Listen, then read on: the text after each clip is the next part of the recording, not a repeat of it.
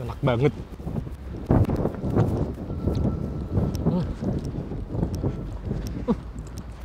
Tuh ngapain tuh anak tuh? Lu ngapain siang-siang panas gini olahraga? Makan aja.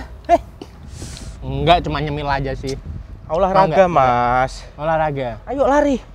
Yalah panas-panas gini lari. Sorry, ntar gua hitam ntar. Ini tambah masih hitam jam gua. 7, Mas. Oh, masih jam 7 ya? Masih jam 7, ayo kita lari. Kamu makan terus. Enggak, Hati-hati ini loh, Mas. Cuma nyemil nih, cuma Mas, nyemil. Kak kasih tahu. Sekarang itu usia-usia kayak kita ini, usia muda, itu gampang, Mas, kena jantung, Mas. Jantung? Iya. Maksudnya jantung gimana? Maksudnya tuh gini, Sakit Mas. jantung? Iya, sakit Waduh, jantung. kok serem ya? Kemarin Udah, temanku. Udah turunin aja deh. Mas, kemarin temanku itu usianya masih sekitar kena serangan jantung, Mas. Temanmu? Usia Iya. berapa? 32-an lah. 31, 32-an. Ya karena jarang olahraga, jarang gerak.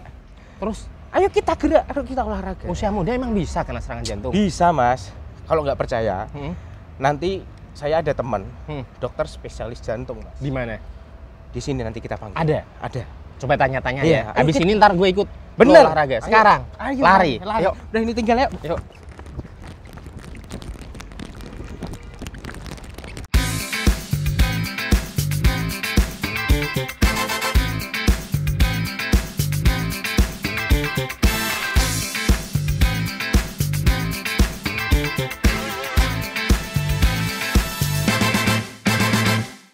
Oke, assalamualaikum warahmatullahi wabarakatuh. Senang sekali sahabat Risa, saya Unggul dan rekan saya Torik. Selamat datang di program acara Orkes, Obrolan Kesehatan. Baik, selama 30 menit ke depan kita nanti akan berbincang-bincang membahas tentang tema-tema kesehatan, tentunya dengan seorang narasumber yang sangat luar biasa. Nah, di tengah-tengah kita sudah ada Dr. Dira Amalin Tantina Wardana SPJP FIH. Panjang banget kan, tapi gue hafal. Nah, ini dokter spesialis jantung di kami ya, Dok ya. Oke, siap. Baik, sebelum kita lanjut ke tema pada pagi hari ini, kita sapa dulu ya para pemirsa yang menyaksikan program Orkes kami melalui channel YouTube kami di RSI Sultan Agung Semarang maupun yang menyaksikan langsung di TV-TV public area kami yang berada di seluruh ruangan dan public area. Semoga para pemirsa yang menyaksikan program Orkes ini selalu diberikan kesehatan oleh Allah Subhanahu wa taala. Amin ya rabbal alamin. Dan jangan lupa Mas Unggul, Orkes ini bisa disaksikan juga di YouTube, channel YouTube Iya, Rumah Sakit Sultan RSI Agung. Sultan Agung Semarang. Baik, kita sapa dulu ya dokter kita. Wah, Dok, di tengah-tengah kita ada seorang dokter yang cantik, jelita membahana. Assalamualaikum. Ini assalamualaikum Dokter Dira. Warahmatullahi wabarakatuh. Gimana kabarnya, Dok? Baik, alhamdulillah. Sehat ya, Dok, ya? Sehat, alhamdulillah. Sibuk ini. Sibuk. Lumayan. Lumayan sibuk. Prakteknya kemana-mana soalnya. Iya. Ya nggak kemana-mana sih, biasanya cuma 3 sih.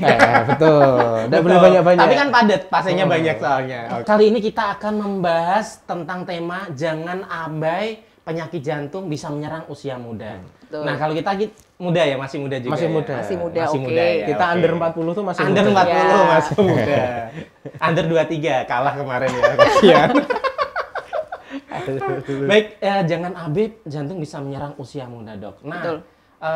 maksudnya gimana, Dok? Ini jantung kok bisa menyerang usia muda, Dok? Se-aware apa itu, Dok? Oh, Jantung oke. usia muda. Jadi mungkin penyakit jantung di usia muda itu sebenarnya luas sekali ya. Maksudnya penyakit jantung yang menyerang usia muda itu bisa mulai dari penyakit jantung bawaan, ada gangguan irama, sama penyakit jantung koroner. Nah, cuman yang bisa kita cegah itu, yang bisa awareness kita tingkatkan, yang Betul. bisa kita cegah dari perubahan gaya hidup itu adalah biasanya penyakit jantung koroner. Dan itu memang trennya sekarang itu makin muda. Jadi pasien-pasien yang datang ke saya ini kalau dulu biasanya di atas 50 tahun, di atas Betul. 60 tahun, sekarang udah under 40 beberapa sudah mulai terkena serangan, udah mulai pasang ring gitu. Sudah pasang ring usia Betul. Di segitu. bawah 40 Luar tahun biasa. itu sudah ada yang pasang. Sudah ada. Luar Ya, biasa. kok menakutkan sekali. Nah, Gitu. yang menyebabkan tadi apa, Dok? Gaya hidup ya? Betul. Salah satunya ya. Mm-mm. Terutama gaya hidup seperti apa, Dok, yang bisa menyebabkan serangan jantung ini menyerang usia muda? Ya, jadi penyakit jantung koroner itu kan sebenarnya adalah penumpukan lemak di pembuluh darah, di dalam pembuluh lemak darah. Makanya tadi tuh Dok, saya nyuruh Mas Unggul Lari ya. Oh, oke. Malah makan nyemil terus. Malah agak sulit. Enggak. Jadi pada dasarnya adalah sebenarnya pola gaya hidup sehat yang sebenarnya kita sudah dapatkan dulu waktu sekolah. Mungkin kita sebenarnya udah banyak penyuluhan tentang kesehatan, Gaya hidup itu sehat. sebenarnya ya itu sebenarnya bermanfaat. Kenapa? Karena kita harus dietnya rendah lemak ya, kemudian rendah garam ya, kemudian rendah gula ya. Kemudian yang tidak lupa adalah juga mulai aktivitas fisik ya. Jadi olahraga, exercise itu juga perlu rutin dilakukan gitu. Sama yang pasti adalah stop merokok. Stop merokok ya. Iya. Merokok berarti sangat bahaya ya Dok ya buat Betul. jantung ya. Ya paling nggak meskipun nyemil nggak merokok lah. Apalagi Jadi sedikit aman ya, nyemil rokok ya, dikunyah gitu ya. Nah Dok, kalau kita bicara tentang jantung koroner, nah biasanya kalau kita sering dengar gitu ya kata-kata, oh jantung koroner nih. Sebenarnya jantung koroner itu yang dimaksud yang seperti apa Dok? Kan ada jantung macam-macam ya Dok, kayaknya Betul. jantung ya. Kalau jantung koroner itu seperti apa Dok? Ya, jadi pembuluh darah koroner itu adalah pembuluh darah yang ngasih makan jantung. Jadi kan seluruh tubuh kita ini ada pembuluh darah yang ngasih makan. Pembuluh darah kan fungsinya dia mengantarkan darah, mengalirkan nutrisi, mengalirkan oksigen ke otot jantung. Nah, bayangkan aja otot jantung itu kan kerja 24 jam sehari ya, nggak pernah berhenti tuh, ya kan? Berhenti berarti otomatis ya? Iya, makanya. langsung. Nah, pembuluh darahnya ini kan harusnya berarti ngasih makannya, suplainya harus selalu cukup, ya kan? Nah, kalau misalnya ada sumbatan di situ, nah itulah yang membuat terhambatnya aliran oksigen ke dalam otot jantung. Nah, itu yang disebut penyakit jantung koroner. Berarti jantungnya akan lemah memompanya gitu Dok, atau gimana? Ya, jadi otot jantungnya akan mengalami kerusakan, kerusakan. gitu. Bisa mempengaruhi pompa, bisa mungkin awalnya enggak, masih nyeri-nyeri, mungkin pompa belum terlalu berpengaruh ya, pompa jantungnya. Tapi ya sudah mulai ada kerusakan otot jantung. Nah, itu yang kalau dibiarkan ya makin luas, makin akhirnya mempengaruhi pompa itu, yang akhirnya menjadi gagal jantung. Gagal jantung. Itu salah satu yang tadi Dokter Dira ngomong kalau gangguan irama itu. Itu salah satunya juga jantung koroner itu. Apa beda lagi? Beda lagi sebenarnya. Jadi gangguan irama itu beda lagi. Memang ada beberapa yang memang sudah ada gangguan irama sebenarnya. Tapi jantung koroner juga bisa menyebabkan gangguan irama. Gangguan gitu. irama itu seperti apa tuh? Misalnya tuh apa bawaan atau penyakit? Kamu penyakit jantung gangguan irama nih.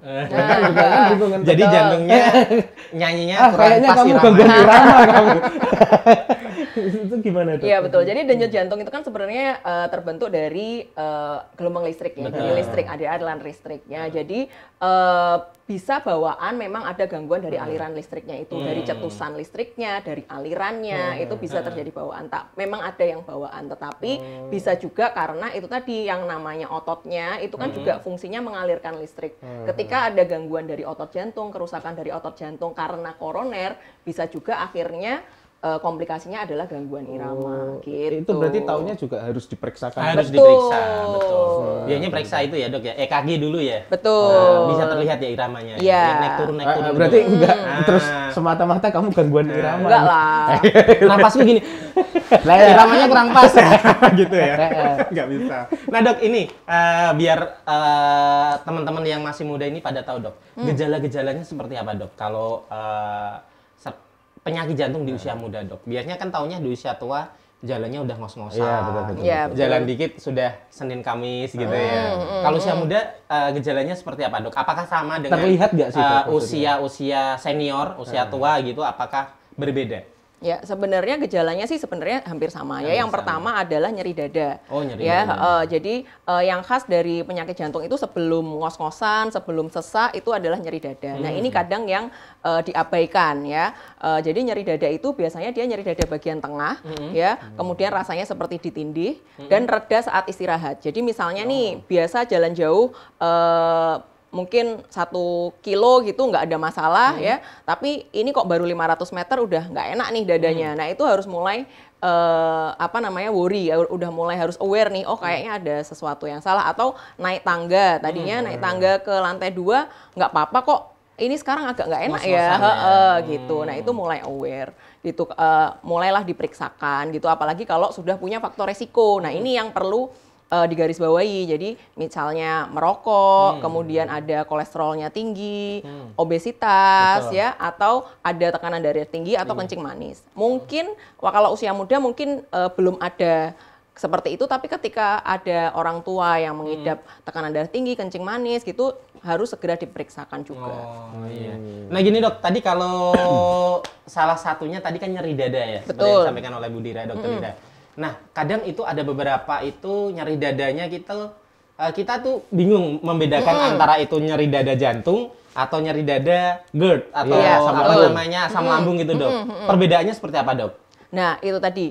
Satu, yang jelas kalau misalnya awam tidak bisa membedakan, periksa saja. Itu lebih baik dibandingkan kalau kita mendiagnosis sendiri. Satu itu. Yang kedua, kalau misalnya mau dibedakan secara pasti, itu biasanya kalau itu tadi yang saya bilang, nyeri dadanya kalau jantung itu dia seperti ditekan, kemudian bisa menjalar, bisa ke rahang, bisa ke bahu, bisa ke punggung gitu. Dan yang penting adalah dia dipengaruhi oleh aktivitas. Jadi misalnya habis jalan, habis naik tangga gitu, habis sepeda gitu, dan reda dengan istirahat. Jadi ketika istirahat kok enakan. Nah, itu malah justru kemungkinan karena jantung. Tapi biasanya kalau karena asam lambung atau GERD biasanya salah makan ya dok biasanya. Ya, biasanya dipengaruhi makanan. Gitu ya. Biasanya pengalaman seperti itu ya. Kalau GERD itu walaupun istirahat masih tetap nyeri gitu. Iya, betul. Cuman ya itu tadi saran saya sih kalau misalnya tidak bisa membedakan, jauh lebih baik kalau kita periksa aja. Betul. Nah gini dok, biasanya kalau usia-usia muda gitu kan banyak itu ya, aktivitas-aktivitas yang ekstrim seperti bersepeda, main bola, main lari gitu. Nah gini dok, kadang saya juga masih sering bersepeda, tapi sekarang agak jarang sih. Biasanya kalau udah lama nggak bersepeda gitu, bersepeda lagi gitu, agak berat dok. Jadi nanti sampai napas ngos-ngosan gitu. Jadi padahal sebelumnya sama jarak sampai 30 kilo, 40 kilo itu enteng-enteng aja. Tapi karena sudah lama nggak bersepeda gitu, baru 15 kilo udah ngos-ngosan gitu. Masalah nggak itu dok? Nah sebenarnya yang paling baik, yang idealnya, kita ngomong idealnya ya, ketika sudah lama tidak berolahraga, apalagi udah di atas 30 tahun gitu ya, itu harus cek dulu sebenarnya. Jadi harus cek kemampuan fisiknya dulu. Mampunya sampai seberapa.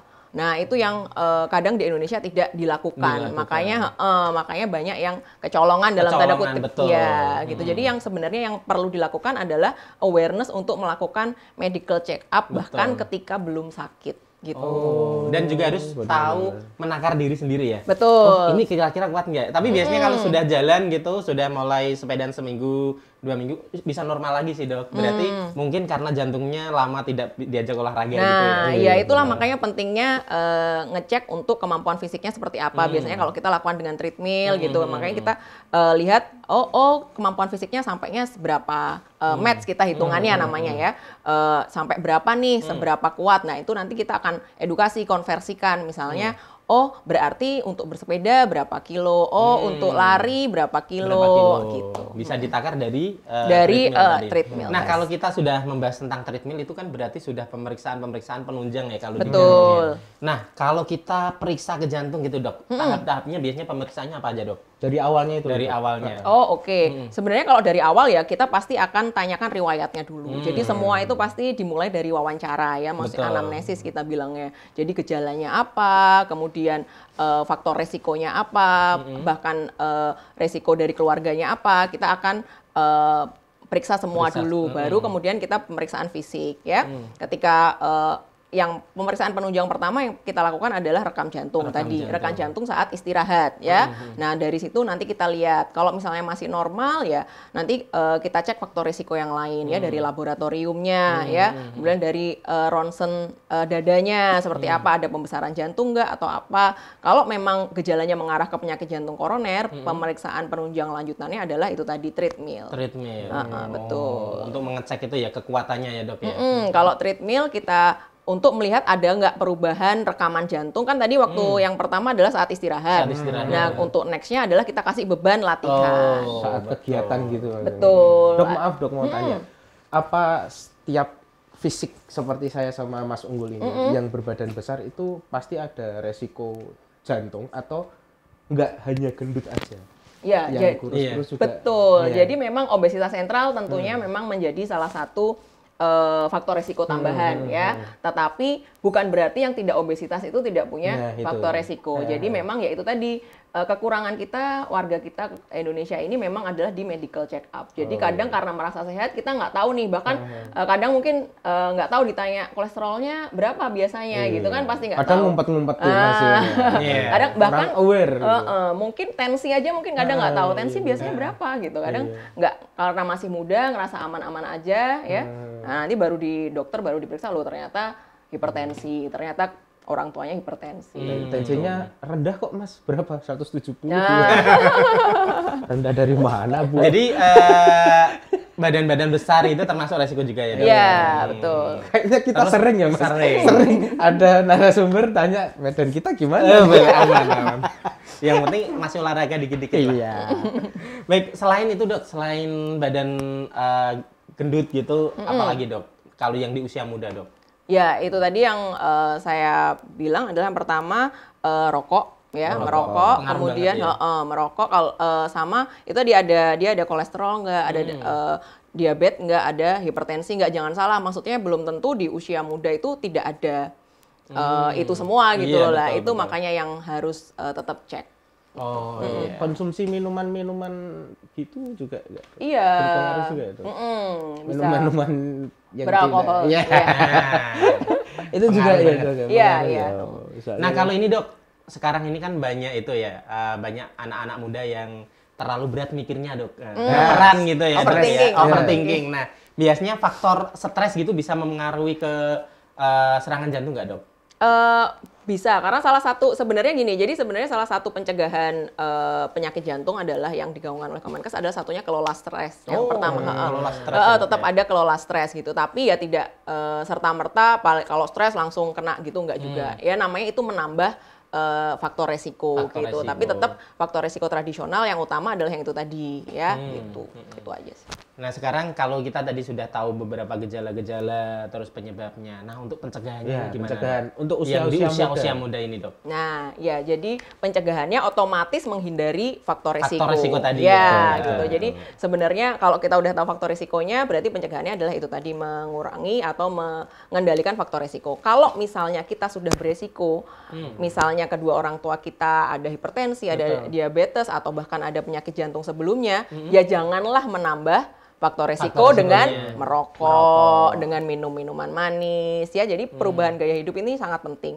Satu dari diet ya, jadi itu tadi rendah gula, rendah garam, rendah lemak ya. Kemudian dari exercise ya, latihan fisik, kemudian aktivitas fisik juga. Jadi biasakan untuk hidup aktif. Ya. Kemudian juga ditambah dengan olahraga. Dok, mohon maaf, ada olahraga khusus atau misalnya olahraga ini bagus nih buat jantung. Untuk jantung olahraga gitu, apa Dok biasanya yang recommended buat buat usia-usia muda Dok. Kadang biasanya kan kadang anak muda itu suka futsal, terus main bola. Tapi dulu pernah ada kasus ya, habis futsal terus enggak cuma futsal Mas, badminton juga ada usia muda Dok. Jadi sebenarnya kalau exercise atau latihan yang disarankan oleh untuk kesehatan jantung itu sebenarnya bukan cabang olahraga, bukan sports, tapi exercise ya. Tapi jadi latihan sifatnya seperti jalan kaki, jogging lah paling, atau sepeda seperti itu. Jadi yang sifatnya aerobik tapi yang dia continuous. Kalau misalnya sport itu kan dia berhenti nih, misalnya futsal juga nanti lari nanti pas diserang berhenti dulu, mundurnya berhenti dulu lama. Ya, lama. Nah, gitu. Ya, jadi kadang itu yang perlu diperhatikan karena kita perlu untuk denyut jantungnya lebih stabil ya gitu. Jadi yang sebenarnya justru kalau olahraga aerobik yang kita sarankan adalah yang seperti itu. Jadi ada pemanasannya, ada peak exercise-nya, ada pendinginannya, kemudian gitu ya Dok ya? Senam berenang, tapi berenang ya itu continuousnya memang kadang suka agak sulit juga. Sini sana baru sampai tengah. Berhenti dulu. Ya kalau sulit mending jalan kaki itu juga nggak masalah, maksudnya juga baik juga, jalan kaki aja. Jalan kaki. Kadang tuh malu dok, kita jalan kaki gini. Tapi nggak apa-apa sih muterin ayo mas. lapangan atau taman Nggak gitu usah ya. lari, nggak usah lari, jalan usah aja lari, nggak ya. apa-apa. Jadi yang lebih baik adalah ringan atau sedang tapi rutin dibandingkan sekali Tapi tapi berat gitu ya. tapi Oh, kecapean iya, banget gitu ya Betul, jangan. itu malah bahaya ya dok ya. Betul. Nanti jantungnya malah kaget. Iya. Ini aku diajak ngapain nih? Terus selain Oh, itu langsung dok, lari. apalagi dok, faktor apalagi dok? Kalau misalnya usia muda, biasanya kita juga sarankan resistance training. Resistance training itu nge-gym ya, jadi pakai beban gitu. Gym, Jadi itu bisa Jadi berotot seminggu ntar 2 kali itu sudah cukup. Seminggu 2 kali. Bagus berarti dok nge-gym, Dok. Nggak apa-apa, boleh. Boleh ya. Gitu. Itu soalnya kalau untuk ritme jantung nggak begitu itu ya. Tapi nanti Dokter ototnya- Dira nge-gym juga dok? Dulu sih pernah. Oh, dulu. Gimana mau ikut di tempat gymnya dokter Dira? Dulu. Mungkin kalau sekarang masih ikut. Sekarang di rumah aja. Oh di rumah aja. Terus kalau konsumsi makanan ada nggak dok? Ya, itu tadi jadi banyak serat ya, banyak serat tuh buah, sayur ya. Karbohidrat secukupnya ya, ya dikurangi minyak. Minyak itu nggak cuma minyak tapi segala yang berlemak ya. Jadi misalnya kayak gorengan, santan-santan ya, terus gaji-gaji itu ya. Terus jeroan kayak gitu. Padahal saat itu yang enak tuh kalau sate kambing yang enak yang itu ya. Gajinya. Nasi padang tunjang. Wah, itu enak itu. Ya itu yang harus hati-hati sih. Oke. Iya, luar biasa ya. Ternyata berarti selain menyerang usia tua, di usia muda juga sangat berbahaya sekarang ya, Dok, ya. Kasus terakhir yang pernah dokter Dira tangani yang usia muda itu pernah dokter dengar itu usia berapa, Dok? Paling muda pasien saya 29 tahun. 29 tahun. Yang tapi karena memang dia faktor resikonya agak berat ya, karena kedua orang tuanya juga memang ada ada riwayat sakit jantung, kemudian dia memang kolesterolnya juga tinggi sekali. Terus rokok juga? Kebetulan enggak, yang ini enggak merokok gitu. Kalau yang merokok itu terakhir paling muda 33 tahun. 33. Kamu ya dah? 34. Jadi Oh, itu 34. Ya saya betul. 33 tahun itu tidak ada faktor resiko lain kecuali rokok. Jadi dia hanya merokok, yang lain kolesterolnya bagus, gulanya bagus, orang tuanya nggak ada riwayat, jadi Rokok risk factornya merokok. Jadi ingat ya. Jangan merokok. Jangan sebat. Jangan boleh sebat. Karena bahaya ya, Dok. Bahaya. Ya. Betul. Kalau kita lagi orkes gini, Dok, pasti merokok itu berbahaya semua. Iya. Jadi nggak cuma di jantung ya. Betul. Semua ya, macam-macam. Penyakit dalam Di juga. mata juga nggak bagus Mata ternyata. juga nggak bagus. Coba Karena rokoknya dicolongin. tempelin. Nggak bisa ya. Oke, baik. Ini tadi sudah mengupas tuntas. Pesan-pesan buat pemirsa, Dok. Iya. Kira-kira Oke. apa, Dok? Pemirsa yang ada di rumah maupun yang ada di studio dok. Oke, buat teman-teman sekalian ya, terutama yang masih usia muda, mumpung masih muda, tingkatkan kewaspadaan untuk sakit jantung gitu. Kemudian kalau misalnya memang sudah ada faktor risiko, segera periksakan ya. Kalau ada keluhan segera periksakan dan tingkatkan gaya hidup sehat dan jangan merokok. Oke, baik, luar biasa ya pemirsa ya.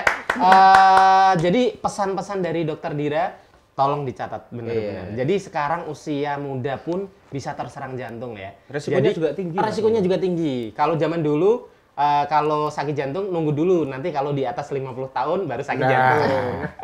Terus Jangan. sekarang itu tidak nunggu usia 50 ya. Jadi tadi seperti yang disampaikan oleh Dokter Dira, usia 29 tahun juga bisa terserang penyakit jantung. Usia 30 tahun 30 tahun juga. Jadi pemirsa harus lebih aware pada diri sendiri juga ya, pada keluarga, pada lingkungan. Jadi salah satunya tadi faktor risikonya ada merokok juga ya, terus obesitas, gaya hidup yang tidak sehat, itu makanan betul ya, itu ya. Jadi harus merubah gaya hidup yang menyebabkan penyebab usia muda terserang jantung.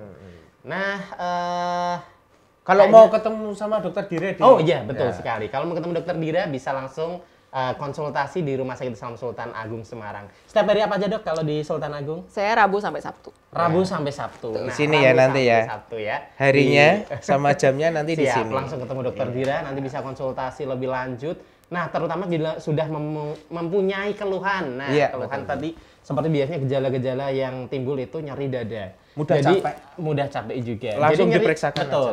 Nyeri dadanya tadi kan ada perbedaannya ya antara GERD atau asam lambung sama jantung. Biasanya kalau jantung itu habis aktivitas yang berat ya, Dok ya. Aktivitas berat atau habis melakukan kegiatan sesuatu terus merasa sesek di dada atau nyeri di dada. Nah, ini harus waspada. Nah, salah satunya biar lebih tenang harus konsultasi ke dokter jantung. Rasanya kayak pemirsa. ditindih ya, Dok. Ya? Kayak ditindih ya. Baik, terima kasih Dokter Dira Ya, sudah sama-sama. meluangkan waktu untuk datang kemari ya. Ya, Allah, kesibukannya sangat padat sekali. Padat sekali. Meluangkan Ini habis ini waktu langsung ke saja. poliklinik lagi nanti. Iya. Nanti kapan-kapan kalau mau Dokter Dira mau nge-gym lagi bisa kabar-kabar. Oke, siap. Boleh, boleh. Iya, Oke. Baik pemirsa, sampai di sini perjumpaan kita. Saksikan terus program Orkes, obrolan kesehatan Rumah Sakit Islam Sultan Agung Semarang. Tentunya di channel YouTube kami di RSI Sultan Agung Semarang. Dan jangan lupa like, subscribe, dan komen, share. Dan bunyikan notifikasinya. Agar tidak ketinggalan obrolan-obrolan kesehatan yang ada di channel kami. Baik pemirsa, saya Unggul dan Saya Torik. bersama kru yang bertugas pada pagi hari ini mohon undur diri dalam program Orkes, obrolan kesehatan. Oke, sampai ketemu di program Orkes berikutnya dan assalamualaikum warahmatullahi Wabarakatuh. wabarakatuh. Dadah. Terima kasih Dokter Dira. Makasih, Dok. Terima kasih, Dok.